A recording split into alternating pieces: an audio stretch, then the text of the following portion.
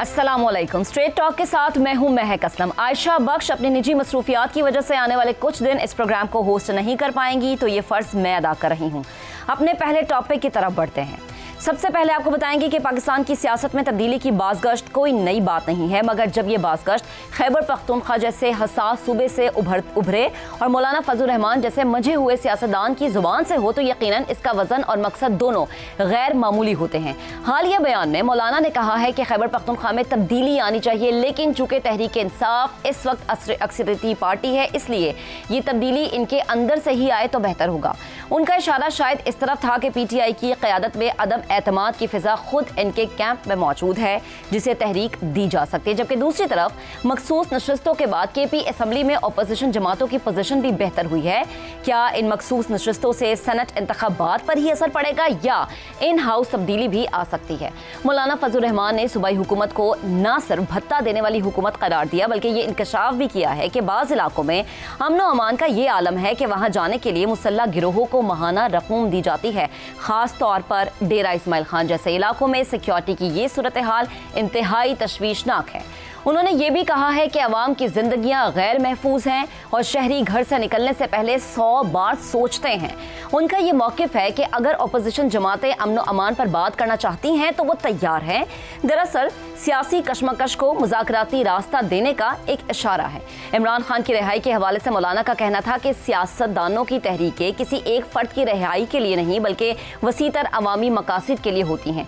जेलों से निकल कर अक्सर सियासतदान समझौते कर लेते हैं जो इनके बकौल असल मकसद को धुंधला देते हैं। जबकि दूसरी जानिब वज़ीर आला खैबर पख्तूनख्वा अली अमीन गंडापुर ने मौलाना के बयानात को मुस्तरद करते हुए मशवरा दिया है कि खैबर पख्तूनख्वा में तब्दीली लाने से पहले मौलाना को खुद अपने अंदर तब्दीली लानी चाहिए। उन्होंने दावा किया कि मौलाना का मैंडेट जाली है। उनके बेशतर MNS और MPS फॉर्म 47 की पैदावार हैं और अवाम ने इन्हें मुस्तरद कर दिया है। खैबर पख्तूनख्वा जैसे हसास और शोरिश ज़दा सूबे में अमन व अमान का मसला सिर्फ सियासी पॉइंट स्कोरिंग का नहीं, बल्कि अवामी बका का मामला है। अगर वाकई भत्ते दिए जा रहे हैं और शहरी खुद को गैर महफूज महसूस कर रहे हैं, तो ये इल्ज़ाम नहीं बल्कि अलमिया है। मौलाना के दावे हों या वज़ीर आला के जवाबी हमले, दोनों की संजीदगी तभी साबित होगी जब बात सिर्फ इल्ज़ामात से निकलकर अमल और शफाफियत तक पहुँचेगी। हमारे साथ पैनल में साथ देंगे जैगम खान, शहजाद चौधरी, रजा रूमी, इफ्तिखार अहमद साहिब। सवाल हम अपने पैनल के सामने ये रखेंगे कि मौलाना की PTI के अंदर से तब्दीली की ख्वाहिश, एक भी मेंबर ज़्यादा हुआ तो तहरीक लेकर आएंगे। गवर्नर KP का ये बयान, क्या KP में सियासी चिंगारी भड़कने को है या ख्वाहिश सिर्फ ख्वाहिश रह जाएगी? इसी पर सबसे पहले तबसरा लेंगे रजा रूमी साहब का। जी रजा साहब। जी शुक्रिया महक। देखिए, मामला इस तरह से है कि जहां तक तो खैबर पख्तूनख्वा की हुकूमत की कारकर्दगी का सवाल है, कतई नजर से मौलाना ने क्या कहा, भी एक ताज़ा पोल आया है जिसको यकीनन कवर भी किया गया जी, गैलप सर्वे। जी, गैलप सर्वे। और अगर आप उसको अगर वो आधा भी ठीक है या 1/4 भी ठीक है, तो वो एक बहुत तशवीशनाक बात है पाकिस्तान तहरीक इंसाफ के लिए और खुसूसन अली अमीन गंडापुर साहब के लिए, क्योंकि लोगों ने अदम एतमाद का इजहार किया है और उनका ये ख्याल है कि वहाँ पे खैबर पख्तूनख्वा में करप्शन और नाअहली का दौरा है और जो पब्लिक सर्विसेज या वो जो शहरी तवक्को करते हैं अपनी सूबाई हुकूमत से, वो अवेलेबल नहीं है। चुनाचे ये एक सीरियस इशू बनकर उभरा है।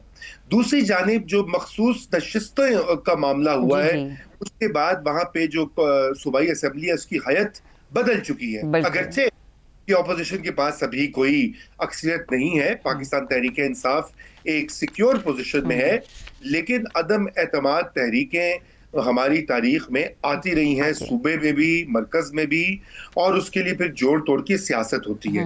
मैं ज़ाती तौर पे तो समझता हूँ कि ये एक गलत मूव होगी, क्योंकि अवाम में KP के अवाम ने जो मैंडेट दिया है वो एक पार्टी को दिया है, PTI को दिया है, इसलिए वही बजाज है कि अगर उनको वो हुकूमत नहीं पसंद तो वो अगले इलेक्शन में उनको वोट आउट कर देंगे।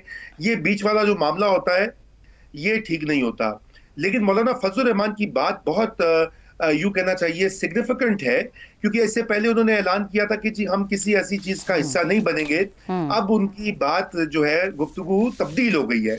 और अली अमीन गंडापुर साहब ने भी उनपे काफी ठीक ठाक हमले किए हैं माजी करीब में। अभी लाहौर में भी उन्होंने काफी सख्त बातें कही। तो उससे ये लगता है कि कुछ ना कुछ खिचड़ी पक रही है। असल में हो ये रहा है कि ये इस सियासी कशमकश के दौरान सिग्नलिंग और पोस्चरिंग जिसे कहते हैं वो हो रही होती है। ये हकीकत में ना भी आए अदम एतमाद की तहरीक, तो ये अली अमीन गंडापुर साहब के ऊपर एक प्रेशर टैक्टिक है कि अगर आपने कुछ मजीद किया या ऐसा मामला, आपको पता है ना कि मामलात मरकज के साथ ठीक ना रखे तो फिर ये अदम एतमाद की तहरीक आ जाएगी। दूसरी जानिब यही वाला जो है अली अमीन गंडापुर भी बढ़ के लगाते हैं। वो कहते हैं जी हम गोलियां खा लेंगे, गोलियां चला देंगे, मैं महमूद गद्दाफी हूं, मैं फिर से हमला आवर हो जाऊंगा। वो फेडरल गवर्नमेंट को प्रेशर में रखते हैं और इनडायरेक्टली एस्टेब्लिशमेंट को भी। तो इधर ये खेल है एक चेस की बोर्ड के ऊपर, मुख्तलिफ जो प्लेयर्स हैं वो अपनी अपनी प्रेशर बढ़ा रहे हैं। इसके पीछे 2-3 अवामिल हैं। सबसे पहला तो इशू जो है वो ये है, जैसे मैंने आपको कहा कि पीटीआई की वहां पे परफॉर्मेंस। दूसरी, इमरान खान की रिहाई के लिए जो तहरीक का मामला है वो अली अमीन गंडापुर ने आगे तो कर दिया, लेकिन इतना प्रेशर है अपनी पार्टी का। जैसे आपने देखा कि उनकी बाकी पार्टी के जो लोग हैं वो तो बात से एग्री नहीं करे कि 90 दिन की टाइम दी है। वो तो कह रहे हैं 5 अगस्त को तहरीक का क्लाइमेक्स। आलिया हमजा और बहुत सारी आवाजें, सोशल मीडिया भरा हुआ है, क्या क्या किस किस का नाम लें। और तीसरा जो एक बहुत अहम यहाँ पे नुक्ता है वो देखिए, खैबर पख्तूनख्वा जो है वो इस वक्त एक बहुत अहम सूबा है 2 हवालों से। एक तो जो दहशतगर्दी के खिलाफ एक जंग में पाकिस्तानी रियासत जो है वो चाहती है कि इसको आगे लेकर जाया जाए, उसमें आपको मरकज और सूबे की कोऑर्डिनेशन लाजिम है, उसके बिना ये काम आगे नहीं बढ़ सकता। और दूसरा मामला है कि वहां पर जो हमारी इंटरनेशनल इन्वेस्टमेंट या फॉरेन इन्वेस्टमेंट है मिनरल्स में जो आनी है वो भी उससे मुंसलिक है। तो इसलिए केपी को ताउन करना पड़ेगा मरकज के साथ, और अगर वो नहीं होता तो फिर ये तरीके। यानी रजा साहब, आपके मुताबिक ये गंडापुर पे एक प्रेशर बिल्टअप करने का बयान हम इसे कह सकते हैं। जगन साहब, आपकी तरफ आते हैं। मौलाना ने कहा कि तब्दीली अंदर से ही हो, ये नरम मुदाखलत की तरफ इशारा है, लेकिन मौलाना तो ये कहते हैं कि मैं ये चाह रहा हूँ कि ना तोड़ फोड़ हो। जैसे कि हम अगर देखें कि अगर तहरीक अदम एतमाद आती है तो तोड़ जोड़ की सियासत शुरू हो जाती है, सौदेबाजी शुरू हो जाती है। वो कह रहे हैं इतने लंबे प्रोसेस से बचने का एक वाहिद रास्ता यही है कि आप अपने अंदर से ही बंदा ले आएं और अपने अंदर से किसी को ला के आप इस सीट पे बिठा दें। मसला बड़ा संजीदा है। मौलाना के शहर में, मौलाना के मोहल्ले में, साथ वाले घर में, वहाँ से काबुली पुलाव और चरसी टिक्के की खुशबुएं आती रहती हैं। और जब तक पीटीआई की देग नहीं उल्टेगी, मौलाना की देग तो नहीं चढ़ सकती। देखिए, जहाँ तक सॉफ्ट मुदाखलत की बात है, हमारे पास 2 मिसालें मौजूद हैं। कश्मीर में फॉरवर्ड ब्लॉक बना पीटीआई का जी, मुस्लिम लीग नवाज और पीपीपी साथ इकट्ठे हुए, चौधरी अनवारुल हक साहब वज़ीर आज़म बन गए वहाँ के। मैं कश्मीर जाता रहता हूँ, वहाँ के सहाफ़ियों से पूछ लें, कोई अच्छी तब्दीली ये नहीं आई। अवाम और हुकूमत में बहुत फासले बढ़ गए। एक सेंसिटिव इलाके में ऐसा नहीं होना चाहिए था। फिर गिलगित बल्तिस्तान में यही कुछ हुआ। खालिद खुर्शीद जो वहाँ के वज़ीर आला थे वो डिस्क्वालीफाई हुए और अच्छी वाली पीटीआई के अच्छे वाले वज़ीर आला आ गए। क्या गिलगित बल्तिस्तान वाले अब खुश हैं? नहीं है। हुकूमत और अवाम में ऐसा फासला नहीं आना चाहिए था। अब क्या खैबर पख्तूनख्वा में उसी तरह की तब्दीली करके मुर्शिद के बंदे की जगह बादशाह का बंदा लाया जा सकता है या मौलाना का बंदा लाया जा सकता है? मेरे ख्याल में सोचना भी नहीं चाहिए। और उसकी रीज़न्स हैं, उसकी रीज़न्स स्ट्रेटजिक भी हैं, उसकी रीज़न्स पॉलिटिकल भी हैं। खैबर पख्तूनख्वा बहुत सेंसिटिव सूबा है जी। ये एक पोस्ट वार प्रोविंस भी है और इस वक्त भी वहाँ जंग की जा रही है जी। दुश्मन हर तरफ से वहाँ एक्टिव है। तो वहाँ हुकूमत ताउन कर रही है, ऐसा नहीं है कि ताउन नहीं कर रही। कोई शिकायत मरकज़ को ये पैदा नहीं हुई कि वहाँ वार एंड टेरर में हुकूमत ताउन नहीं कर रही। यहाँ तक कि खैबर पख्तूनख्वा की हुकूमत IMF के मामले में भी तमाम सूबों से ज़्यादा ताउन कर रही है। पंजाब से ज़्यादा ताउन किया है खैबर पख्तूनख्वा की हुकूमत ने IMF के मामले में। सही। जो भी उसकी बाकी ओरिएंटेशन है, मरकज को उसने कोई बड़ा मसला नहीं दिया। अच्छा। ये तो स्ट्रेटेजिक बात है। अब जो सियासी बातें हैं दो, देखिए जो नई हुकूमत आएगी अगर आ जाती है तो वो आते ही गैर मकबूल होगी, आते ही गैर मकबूल होगी और मौजूदा हालात में डिलीवर भी नहीं कर सकेगी। तो उसका नतीजा क्या निकलेगा कि जो अभी हमने देखा सर्वे में कि कम अज़ कम ये हुकूमत गैर मकबूल हो गई है खैबर पख्तूनख्वा की, अगरचे सर्वे हमें ये बताता है कि पीटीआई के साथ फिर भी लोग जुड़े हुए हैं, तो फिर क्या होगा? पीटीआई और ज़्यादा मकबूल हो जाएगी, अगले इलेक्शन में और मुश्किल में हो जाएगा। तो जो खुद वो गैर मकबूलियत की तरफ जा रही है, एक ऐसे सूबे में, अगली बात जो है, ऐसे सूबे में जो तारीखी तौर पर मल्टी पार्टी प्रोविंस रहा है, कभी उसने किसी पार्टी को दूसरी दफा नहीं चुना। हाँ। कई पार्टियों को वहां वोट मिलते हैं और सिंध की तरह वो वन पार्टी प्रोविंस बन रहा है और अभी ऐसे लग रहा है कि वो वन पार्टी प्रोविंस से शायद उसका दिल भर गया है। तो फिर आप क्या करेंगे? दोबारा उसको फिर वन पार्टी प्रोविंस बना देंगे। तो क्या सियासी तौर पर ये कोई समझदारी की बात है? नहीं है। आखिरी बात यह कि कोई आसान काम नहीं है। ये गिलगित बल्तिस्तान या आज़ाद कश्मीर नहीं है। यहाँ पे पार्टी एक मकबूल पार्टी है और पार्टी को तोड़ना आसान काम नहीं है। लेकिन जैगम साहब, कता कलामी की आपने गिलगित बल्तिस्तान की, कश्मीर की, आज़ाद कश्मीर की बात की, यहाँ पर जरा मामला थोड़ा डिफरेंट है। वो कह रहे हैं अपने अंदर से या बंदा ले आए ना, हम तो ये चाह नहीं रहे। मौलाना ने कहा हम ये नहीं चाह रहे कि कहीं किसी और पार्टी से आए, आप अपने अंदर से बंदा ले आए जो कि एटलीस्ट इस काबिल हो कि इस बड़ी सी कुर्सी को संभाल सके। तो क्या सिर्फ इशू गंडापुर से है? मैंने आपसे अर्ज किया कि उन दोनों यूनिट्स में अंदर से बंदे लाए गए हैं, पीटीआई के पार्टी के ही लोग हैं। मतलब फॉरवर्ड ब्लॉक बनवाएंगे ना, और क्या तरीका है? सही कि पीटीआई के अंदर एक फॉरवर्ड ब्लॉक बनाएंगे, उस फॉरवर्ड ब्लॉक के साथ मौलाना भी मिल जाएंगे, पीपल्स पार्टी भी मिल जाएगी, मुस्लिम लीग नवाज भी मिल जाएगी और बज़ाहिर पीटीआई का आदमी वजीर आला बन जाएगा जो पीटीआई का नहीं होगा। इसके अलावा क्या फार्मूला है? ठीक है। क्या मौलाना के कहने पर पीटीआई खुद से अपने अंदर कोई तब्दीली ले आए? नहीं, वो तो ये कहते हैं कि मौलाना को अपने अंदर तब्दीली लानी चाहिए बजाय इसके कि मौलाना हमें ये कह रहे हैं। शहजाद साहब, आपकी तरफ आते हैं। क्या मौलाना का असल हदफ केपी का तख्ता उलटना है या हम ये समझे कि इमरान खान के बगैर यानी -1 पीटीआई को नए धारे में डालना? मेरा नहीं ख्याल। देखिए, मौलाना की जो बात है वो यही है कि वो जो हल्का और वहां पर अगर वो अली अमीन को नीचा दिखा सकते हैं जो इलेक्शन में नहीं हो पाया, तो मेरा ख्याल है किसी न किसी हद तक बराबरी हो जाती है। फैसल करीम कुंडी, मौलाना साहब और अली अमीन, ये तीनों एक ही जगह से लड़ते हैं, एक ही हल्के से लड़ते हैं। अब जाहिर है एक गवर्नर बना हुआ है, एक कहीं और से बैठ के तो लीडर ऑफ उसमें एमएनए है और ये चीफ मिनिस्टर है। और ये याद रखें कि पिछले पीडीएम के दौर में इनके अपने मौलाना के बहुत सारे रिश्तेदार और इनके वो क्या कहते हैं, इनके जो रिश्तेदार एक गवर्नर के तौर पे और उसके बाद बाकी भी बड़ जगहों पे बैठे हुए थे लोग। और वो जाहिर है कि जब हटी हुकूमतें और इनकी बारी आ गई, अली अमीन की किस भी तरीके से आई, तो जाहिर है एक शिकायत तो पैदा होती है। फिर हल्के के अंदर भी जिसी किस्म ने कहा कि अगर बिरयानी की खुशबू घर से आ रही हो या तिक्कों की, तो फिर ना इनके यहाँ से ना आ रही हो। लेकिन ये बात छोटी है, कमजोर दलील है।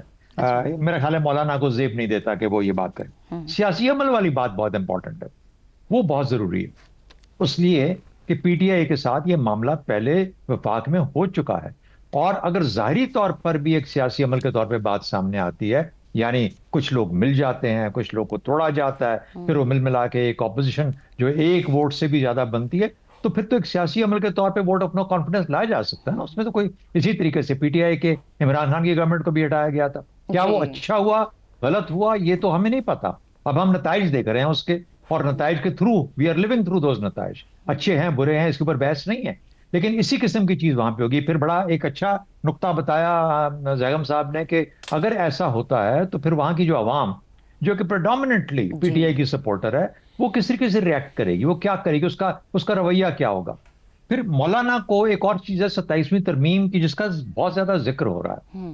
क्या ये तो नहीं कि मौलाना साहब से ये कोई कहा गया था कि आपको एलिवेट करेंगे, अगर आपको यहाँ पे नहीं है तो कहीं और जगह, और वहां पे जगह ना बन पा रही हो तो फिर उनको सूबे के अंदर कोई जगह क्रिएट करने की, ये एक वैसी मफरूजा है जो मेरे दिमाग में आता है कि शायद अगर 27वीं तरमीम आई तो उसके साथ फिर ये चीजें भी शामिल हो सकती हैं। फाइनली ये बात कि क्या जिस किस्म का सियासी ठहराव आज हमें नजर आता है, ठहराव से मुराद स्टेबिलिटी नहीं है जी, लेकिन एक ऐसी सिचुएशन है जो स्टेटस को समझ लीजिए, अच्छा। जिसमें अभी बहुत सारे लोगों को शिकायतें हैं, लेकिन बस चुप करके सारे अपना काम कर रहे हैं जहां जहां बैठे। वहां पे इतनी बड़ी हलचल बनाने की और एक सियासी थरथली मचाने की क्या जरूरत होगी? किसको फायदा होगा? कम से कम इस सियासी निजाम को तो फायदा नहीं होगा, इस निजाम को तो फायदा नहीं होगा। आप एक सूबे के अंदर इतनी बड़ी तब्दीली ले आएंगे, लोगों का रिएक्शन पता नहीं क्या होगा, वहां के वो कैसे सूबा सेटल भी हो पाएगा या नहीं। मतलब ये वो क्वेश्चंस हैं जो कि अनआंसर्ड हैं। तो वो कहते हैं कि known evil is better than an unknown angel, या whatever expectation you have. तो ये चीजें देखनी पड़ती हैं। एक और चीज है, अगर यहाँ पे पीपल्स पार्टी की गवर्नमेंट किसी तरीके से मिल मिला के तब्दीली आती है, मौलाना को शायद ना मिले, किसी पीपल्स पार्टी वाले आगे निकल जाएं, वो बलूचिस्तान में भी आगे निकले हैं, 3 सूबों में पाकिस्तान पीपल्स पार्टी की गवर्नमेंट अगर बन जाती है, मफरूजे है ना, मफरूजों पे बात कर रहे हैं ना, तो पीपल्स पार्टी गवर्नमेंट बन जाती है, तो फिर किसी और तब्दीली का भी पेशखामा हो सकती है। सही। तो ये भी सोचना पड़ेगा कि मिड टर्म में एक और आप कुछ और तब्दीली ले आए। सही। तो ये ऐसी चीजें हैं। एक फाइनल मुझे इजाजत दीजिएगा, ये गैलप का हम बहुत बात कर रहे हैं 2-3 दिनों से। गैलप बहुत क्रेडिबल इंटरनेशनल एजेंसी है पोल्स के लिए जी, बहुत ज्यादा। लेकिन गैलप पाकिस्तान एक टोटली मुख्तलिफ एंटिटी है, और जिनकी है वो पाकिस्तानी ही है, और वो बड़ा क्लियर है कि गैलप और गैलप पाकिस्तान 2 मुख्तलिफ हैं। तो व्हेनेवर वी यूज गैलप हम गलत इंप्रेशन देते हैं लोगों को कि गलत। दूसरी बात है कि उनके ऊपर शिकायत भी ये जा रही है कि बहुत छोटा बेस था। फैक्ट्स हैं, फैक्ट्स को हमें सामने रखना चाहिए। फैक्ट्स ये हैं कि गैलप एक सेपरेट एंटिटी, गैलप पाकिस्तान एक सेपरेट एंटिटी अलग है, और फिर उसके बाद आप आगे वहां से चले। मुझे इफ्तिखार साहब की तरफ अब जाना है। जरा इफ्तिखार साहब, आप कहेगा मौलाना की बातें महज तनकीद हैं या गंडापुर के खिलाफ सियासी ऐलान जंग है? कुछ भी नहीं होना, सब कुछ ऐसे ही चलेगा। मौलाना ने चैलेंज किया तो अली अमीन गंडापुर के भाई ने जवाब दे दिया कि मौलाना इतनी दफ़ा तो आपने शिकस्त खाई है हमारे हाथों, फिर ये शौक़ पूरा कर ले। कुछ भी नहीं होगा। I don't think anything is going to happen over there. अलबत्ता इस बात का जवाब गंडापुर को देना पड़ेगा कि जो बॉर्डर एरिया में फेंसेस के फेंकता जा रहा है, और जो शहरों में रात को उनकी आमद है और शहरियों का घरों में छुप जाना है, इसके बारे में अली अमीन गंडापुर क्या करता है, क्या कहना चाहता है, और उसके पास इसके लिए क्या मंसूबा है, because that is a very serious matter, और ये हकीकत पर मबनी बात है। ये मौलाना साहब भी कहते हैं, ये वहाँ का गवर्नर भी मानता है, ये अली अमीन के बारे में ये भी कहा गया कि ख़ुद भी भत्ता देता है। मेरे नज़दीक ये ज़्यादा अहम चीज़ है। वहाँ पे तब्दीली नहीं आ सकती क्योंकि पीटीआई के पास बहुत ज़्यादा हैवी मैंडेट है। तो ये कोई 1-2 सीटों की बात नहीं है कि आपका सवाल है ना कि मौलाना पीटीआई के अंदर से तब्दीली की ख्वाहिश रखते हैं, लेकिन तो पॉसिबल तब है ना कि उनके पास तो ये तोड़ने के पास इनके पास सलाहियत तो जो उनके पास नहीं है, इतने साल से तो नहीं आई। आपका अगला एक भी मेंबर ज़्यादा हुआ, वो एक मेंबर ज़्यादा नहीं हो सकता। जो काउंट कर लो, ये औरतों की सीटें वीटों का भी फैसला हो जाए, फिर भी एक मेंबर आपके पास मौलाना साहब ज़्यादा नहीं हो सकता। ये गवर्नर ने कहा है ना इफ्तिखार साहब, हमने नहीं कहा। नहीं तो किसी मैं आपसे नहीं कह रहा, आप गवर्नर को कह रहे हैं। आपके सवाल को जवाब दे रहा हूँ। अगर आपको पसंद है नहीं पसंद है तो आपकी मर्जी है, क्योंकि मैं तो सवाल के हद तक अपने आप को महदूद रखने की कोशिश करता हूँ हर प्रोग्राम में। किसी दिन मैं भी सवालों से बाहर जाके बड़ी अच्छी तहकीक करूँगा, फिर वो ठीक रहेगा। क्या केपीके में सियासी चिंगारी भड़कने को है? सियासी चिंगारी एज सच उन लोगों की ख्वाहिशात पर के मुताबिक फिल वक्त भड़कने को नहीं है। अलबत्ता एक झगड़ा ज़रूर जन्म लेने वाला है। ये जो औरतों की सीटों का मसला है, जो ये सीटें देने का मसला है, इस पर गालिबन तलखी बढ़ेगी। और अब कुछ मामला तो टॉस तक चला गया है between the peoples party and the PTI. कुछ मामला ऐसे हैं, तो मैं नहीं समझता कि फौरी तौर पर खैबर पख्तूनख्वा में अली अमीन गंडापुर की हुकूमत को ये ख़तरा है कि उसका एक वोट कम होगा और एक वोट की बिना पर उसको निकाल दिया जाएगा। ऐसा मुझे नज़र नहीं आता। कम से कम जैसे जो मेरे पास फिगर्स हैं वो तो ये बताते हैं। सही है, ठीक है इफ्तिखार साहब आपने कहा। अगर इन हाउस पीटीआई में तब्दीली आ भी जाती है खैबर पख्तूनख्वा में, तो फिर सवाल ये भी जन्म लेता है कि क्या ये तब्दीली अवाम का नसीब तब्दील कर सकेगी या नहीं। अभी हम ब्रेक लेंगे, ब्रेक के बाद दोबारा हाजिर होंगे, हमारे साथ रहिएगा। Welcome welcome back. प्रोग्राम के इस हिस्से में हम बात करते हैं कि पाकिस्तानी शहरी बड़ी तादाद में उन ममालिक में लापता हो रहे हैं जहां दुनिया से लोग जान बचाकर निकलने की कोशिश कर रहे हैं।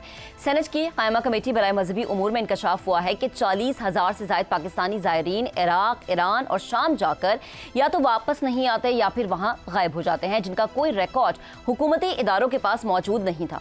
दूसरी जानिब कौमी असम्बली की कायमा कमेटी बराए इंसानी हुकूक के इजलास में वजारत दाखिला के हुकाम ने बताया कि बर्मा और कंबोडिया के जंगलात में 10,000 पाकिस्तानी फंसे हुए हैं। अफसोसनाक हकीकत यह है कि पाकिस्तानी ऐसे ममालिक का रुख कर रहे हैं जो खुद पनाह के मोहताज हैं, जहां ना अमन है, ना रोजगार है, ना ही मुस्तकबिल। ये किसी फर्द नहीं बल्कि पूरे निज़ाम पर सवालिया निशान है। क्या हालात यहाँ तक बिगड़ चुके हैं कि फेल स्टेट्स और जंगज़दा ममालिक भी अब पाकिस्तानियों को महफूज लगने लगे हैं? ये अलमिया अब सिर्फ इमिग्रेशन कवानीन की खिलाफ वर्जी या इंतजामी कोताही का मसला नहीं रहा। ये इस इज्तमाई महरूमी, रियासती अदम फालियत, मुआशी नाउम्मीदी और नफ्सियाती फरार का पता देता है, जो आम पाकिस्तानी को मौत की वादियों में भी जिंदगी के इम्कानात तलाश करने पर मजबूर कर रहा है। सवाल सिर्फ ये नहीं है कि ये लोग कहाँ और क्यों गए, बल्कि असल सवाल ये है कि रियासत, इसका निज़ाम और तरजीहात कहाँ खड़ी हैं। जब एक तरफ बयानिए में खुशहाली, इस्तेहकाम और तरक्की की बात हो तो दूसरी तरफ ज़मीनी हकीकत इसके बरअक्स हो, तो ये किसी फ़र्द या गिरोह या हुकूमती साख और निज़ाम हुक्मरानी की मुकम्मल नाकामी की मिसाल बयान करता है। क्या अब भी हम सिर्फ उन पाकिस्तानियों की गिनती करते रहेंगे जो इराक, शाम या कंबोडिया के जंगलात में गुम हो गए हैं, या अब हमें इस पूरे निज़ाम का एहतसाब करना होगा जो शहरियों को अपने मुल्क में तहफ़्फ़ुज़, वक़ार और मौक़े देने के बजाय इन्हें मौत की वादियों में धकेल रहे हैं? सवाल ये भी है कि कसूर इन अफराद का है जो जान बचाने या बेहतर मुस्तकबिल की तलाश में गायब हो गए हैं, या उस निज़ाम का है जो अपने शहरियों को उनका बुनियादी हक, रोजगार, तहफ़्फ़ुज़ और बाइज़्ज़त ज़िंदगी देने में मुसलसल नाकाम रहा है? सवाल हम अपने पैनल के सामने ये रखेंगे कि 40,000 से ज़ायद पाकिस्तानी इराक, ईरान और शाम जाकर गायब, 10,000 पाकिस्तानी बर्मा और कंबोडिया के जंगलात में फंसे हुए हैं। कसूरवार कौन है? ये अफराद खुद या ये निज़ाम जो अपने शहरियों को महज़्ज़ब ज़िंदगी देने में नाकाम हो चुका है? ज़ैगम खान साहब, आपकी तरफ आते हैं। महक, मैं सोच रहा था कि हम अफ़गानिस्तान, बुरुंडी, रवांडा की बात कर रहे हैं या इस्लामी जमहूरिया पाकिस्तान की बात कर रहे हैं, जो कल की बात है दुनिया के सबसे बड़े मुल्क के मुकाबले खड़ा हुआ था और उसके दांत कट्टे कर दिए। आप तसव्वुर कीजिए, 10,000 पाकिस्तानी साउथ ईस्ट एशिया के जंगलात में, म्यांमार में, कंबोडिया में गुलाम बना लिए गए जी, जो डिजिटल गुलामी से लेकर जंगलात के कामों तक, एग्रीकल्चर तक वहां काम कर रहे हैं। किसी की नज़र में नहीं थे इतनी बड़ी आबादी जो निकल कर गई, इतनी बड़ी तादाद गई, बाकायदा तौर पर पासपोर्ट पकड़ के गई, वीज़े लेकर गई, टिकटें लेकर गई, कोई हिसाब किताब नहीं था। और फिर आज मिनिस्टर साहब ने जो बताया वो तो और कमाल है। उसने तो बता दिया कि हमारे पास इमिग्रेशन की डेटाबेस ही नहीं है। हाँ। आप तस्वीर कीजिए, आज के दौर में बर्गर वालों के पास डेटाबेस होती है अपने कस्टमर्स की, पिज़्ज़ा वालों के पास पूरी डेटाबेस होती है अपने कस्टमर्स की। हुकूमत पाकिस्तान के पास मुल्क से निकलने और वापस आने की डेटाबेस नहीं है, कितने निकल कर गए हैं, उसमें से कौन कौन वापस आया है, कौन वापस आया, कौन नहीं आया। और ये वार जोन में जा रहे हैं, दुनिया के खतरनाक तरीन वार जोन में जा रहे हैं, जहां हमारे बिरादर मुल्क भी उनको भर्ती कर रहे हैं, अपनी जंगों में झोंक रहे हैं, खाना जंगियों में झोंक रहे हैं। 150 के करीब पाकिस्तानी जान से जा चुके हैं दूसरों की जंग में। कम से कम 2,000 लोग भर्ती हो चुके हैं बिरादर मुल्क की मलेशिया में भी, और उसके साथ दहशतगर्दों के साथ भी। कोई डेटाबेस नहीं है, इनमें से वापस भी तो आ रहे होंगे ना जी। कौन वापस आया है, आके दहशतगर्दी का हिस्सा बना है, नहीं बना तो आपको तो पता ही नहीं है कि वो जाके भर्ती होके, ट्रेनिंग होके, लड़के, मार के, मर के जब वापस आए तो माशरे में क्या फैलाएगा। आप तो देख ही रहे, 40,000 का आपके पास हिसाब नहीं है जी। और जो मुल्क में आ रहे हैं तो उनका क्या आपके पास हिसाब होगा? वो भी तो नहीं होगा ना। नहीं होगा। और फिर आप ये देखिए कि जो लोग मजदूरी करने गए हैं, क्या उनकी ह्यूमन कंडीशंस है? क्या वो वहां भी गुलामी नहीं कर रहे जिस तरह यहां हमें बताया? इन 40,000 में से कितने वहां पे गुलाम है जो वहां पे कंडीशंस है? सही, क्योंकि उन बेचारों के पास तो डॉक्यूमेंट ही नहीं है, बिल्कुल। ह्यूमन ट्रैफिकिंग का हिस्सा बन गया। तो असल मसला वो जो आपने कहा यही है, इस वक्त हुक्मरानों और अवाम के दरमियान में सोशल कंट्रैक्ट टूट चुका है। सही है, ठीक है, और 50% ठीक है, आबादी और को लोग मजबूर हो गए हैं जैगम साहब कि facility तक access हम किसी ऐसी जगह पर जाएं जहां हमें इस तरह के मसाइल देखने को ना मिले। इफ्तिखार साहब, आपकी तरफ आते हैं कि महंगाई, बेरोजगारी, अदम तहफ्फुज़ पाकिस्तानियों को हर कीमत पर मुल्क छोड़ने पर मजबूर कर रहा है। लालच, नफसियाती फरार, बेहतर मुस्तकबिल की ख्वाहिश वन ऑफ द रीज़न है। जो जाता है अपने गांव में पैसे भेजता है तो गांव के जो दूसरे लड़के हैं वो कहते हैं कि देखो वो वहाँ पे गया हुआ है फ्रांस में, उनका घर देखो, उनके घर में तो एसी भी लग गया है, उनके पास तो गाड़ी भी आ गई है। तो अच्छी वाली अपनी ज़मीनें बेच के लाखों रुपए दे के फ्रॉडियों को चले जाते हैं जी।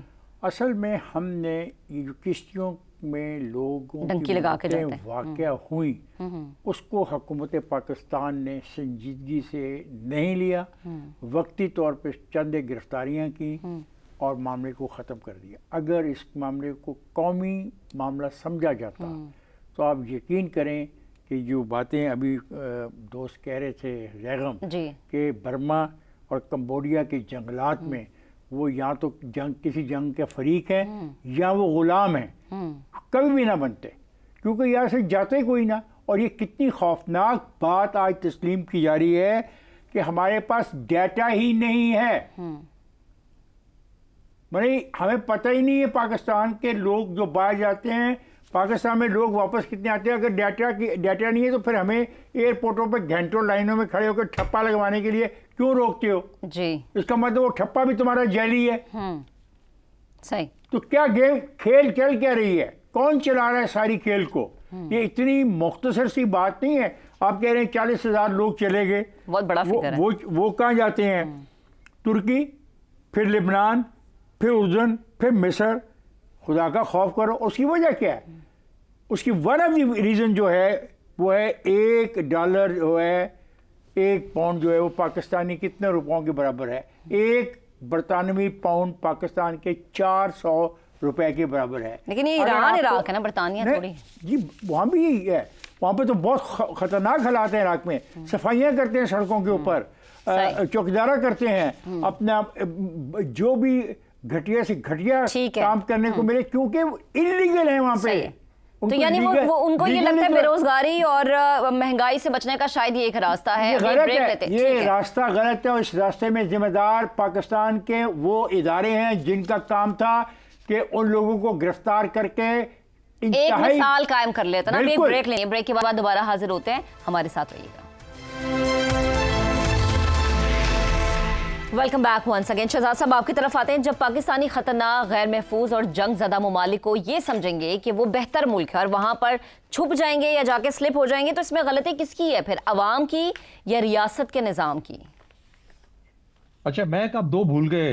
एक तो जो वो भिखारी जो कि हमने सऊदी अरेबिया और यूएई में भेजे हुए हैं जी, वो भी एक अच्छी खासी एक्सपोर्ट है पाकिस्तान की। मेरे ख्याल में उसके ऊपर भी कुछ जिक्र होना बहुत दफा हुआ, दोबारा भी याद कर लेना चाहिए। और फिर वो लोग जो कि बहीरा रूम के पानियों में दफन हो चुके हैं, कितने सारे। फिर एक साल ऐसा था जब 8 से 10 लाख लोग मुल्क छोड़ गए, और वो वाला ग्रुप था जो कि काम करने वाला ग्रुप होता है वर्किंग एज के अंदर से। ये फिर अगले साल कम होके 3 से 4 लाख हो गए, और पिछले साल 70 से 80 हजार का नंबर था सिर्फ। तो ये है नंबर जिस तरीके से कि पाकिस्तान के अंदर से लोग छोड़ के जा रहे हैं। अच्छा, क्यों ना छोड़ के जाए? उम्मीद नहीं है किसी किस्म की भी, उम्मीद क्यों नहीं है? अगर आपको पाकिस्तान के देखिए ना, 60% लोग इस वक्त 25 साल या 30 साल की उम्र से उससे कम उम्र के लोग हैं। इन सबको 20, 25, 22 के बाद नौकरी चाहिए होती है। और अगर नौकरियां देनी है, जो कि रिक्वायरमेंट की गई, वर्क किया गया, उसने कहा कि 20 से 25 लाख नौकरियां सालाना पैदा होनी चाहिए पाकिस्तान की मईशत के अंदर। तो फिर जाके ये जो खेप तैयार होती है हर साल, हम इसको किसी तरीके से समा पाएंगे। हमारी उसके लिए जो ग्रोथ रेट चाहिए वो 6 से 7% होनी चाहिए। हमारी ग्रोथ रेट माशाल्लाह 2.6% के करीब है, यानी उससे आधी। तो ये जो 10 से 12 लाख या 15 लाख लोग जिनको नौकरियां नहीं मिलती, वो फिर यही कुछ करेंगे ना जो कर रहे हैं, जिस तरीके से जैगम साहब ने बताया कि कहाँ कहाँ पे घूम रहे हैं। वो तो उनके लिए पास चॉइसेस बड़ी कम है। शहजाद साहब, कतर कलामी की माजरत, लेकिन हमने ये भी देखा कि PIA का अमला, कनाडा में स्पेशली खबरें आती हैं, स्लिप हो जाता है। स्टूडेंट्स जो कि स्कॉलरशिप पे गवर्नमेंट से भारी भारी रकम लेके जाते हैं वो चले जाते हैं। कई प्रोफेसर जो कि PhD की डिग्री हासिल करने जाते हैं वो गायब हो जाते हैं। हाँ, वो भी बिल्कुल सही है, ऐसा होता है, लेकिन बहुत सारे आ भी जाते हैं। मेरे ख्याल में फिर भी तालीम का जो निज़ाम है, तालीमी निज़ाम के हिसाब से कुछ ना कुछ, और कुछ कवानीन की रिस्पेक्ट करने के हिसाब से, लेकिन जो बड़ा नंबर है उसको ना इसमें उसको मत कवर कीजिए। हम जिस नंबर की बात कर रहे हैं, जिन लोगों की बात कर रहे हैं, हमें उनको सामने रखना चाहिए। और जब हम उनको देखते हैं तो फिर वो उनके पास दो ही रास्ते हैं ना। वो कहते हैं या भूख से मर जाएं या ये रिस्क ले लें कि अच्छा बर्मा के जंगलों में जाके देख लेंगे वहां से आगे थाईलैंड का रास्ता बनता है कि नहीं बनता, या ये कि ग्रीस के पास जाके फिर पानियों में बह जाएंगे। अगर जिंदगी रही, अल्लाह पे यकीन रहा, तो फिर हम आगे इंशाल्लाह हम इटली और स्पेन भी पहुंच जाएंगे। और फिर वहां जिस तरीके से पाउंड या डॉलर की कीमत के अंदर कुछ फायदा होता है, वो शायद लेरा में या किसी भी तरीके से इनको भी फायदा। कहने का मतलब है पाकिस्तान की मईशत जब तक दुरुस्त नहीं होगी। अच्छा, एक और फाइनल पॉइंट, ये मुझे ये बताइए कि क्या ये हम जो बातें करते हैं इसलिए करते हैं ताकि हमारे हुक्मरानों को पता लगे? उनको वैसे इन चीजों का नहीं पता, वो लोग नहीं जानते कि ये सब कुछ हो रहा है। तो बेशक हम बवेला और नौहा तो पढ़ते हैं रोजाना, और ठीक है, आपने हमारी जिम्मेदारी लगाई हुई है, लेकिन मैं हैरान हूं कि हमारे कहने के ऊपर कोई अमल करे नहीं। हमारा तो काम है ना कि चीजों और इश्यूज को उठाना। हमारे तो हुक्मरानों के पास तो रिकॉर्ड भी नहीं है ना। इसी पर हम बात करेंगे रजा रूमी साहब से। रजा साहब, हजारों पाकिस्तानी चले गए ईरान, इराक, कंबोडिया और फंसे हुए जंगलों में भी बर्मा के, लेकिन कहा यह जाता है कि ना तो हमारे पास इनका रिकॉर्ड है, ये सिर्फ इंसानी अलमिया है या रियासत निगरानी और सिस्टम पर एक संगीन सवालिया निशान? जी, ये सभी कुछ है, लेकिन अव्वलीन तौर पर ये रियासती नाकामी है और उसके कई डायमेंशंस जो हैं वो जिक्र हो चुके हैं। सबसे पहले तो जाहिर बात है माशी तरक्की का सवाल है। देखिए, जो भी ताज़ा तरीन आदादो शुमार आए हैं उसके मुताबिक 22% नौजवान जो हैं वो अनएम्प्लॉयड हैं, यानी कि जो 18 से 25 साल की उम्र के, और तकरीबन 20 मिलियन उनकी तादाद, गोया के 2 करोड़। अब आप मुझे ये बताइए कि उनकी नौकरियों का कौन बंदोबस्त करेगा? जाहिर बात है कि रियासत जो है, पाकिस्तान का आइन में प्रिंसिपल्स ऑफ पॉलिसी दर्ज है, चैप्टर है पूरा, और उसमें ये दर्ज है, ये जब आइन बनाया गया था 73 का, इसके मरवजा असूलों के तहत ये कहा गया था कि रियासत जो है वो एम्प्लॉयमेंट की जिम्मेदार होगी। ये लिखा हुआ है, ये मैं नहीं खा रहा, ये दर्ज है उस मुत्तफिका आइन में। और यही वजह है कि पाकिस्तान की जो सियासी पार्टियां, पाकिस्तान के मुक्तदर हल्के, वो इस चीज की तरफ तवज्जो नहीं दे रहे। क्यों नहीं सरमायाकारी हो रही?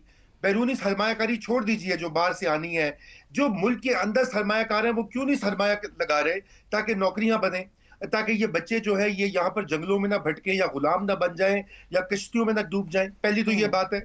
दूसरा मसला लॉ इन्फोर्समेंट का है, यानी कि जब कानून की अमलदारी नहीं होती, जो ट्रैफिकिंग के रिंग्स हैं जिनकी सरपरस्ती FIA, पुलिस और दीगर ऐसे इदारे जिनकी रिपोर्ट्स बारहा आती रही हैं, वो नहीं करते, तो फिर ये बतलाइए कि उस सूरत हाल में क्या किया जाए। ये दूसरी बात है।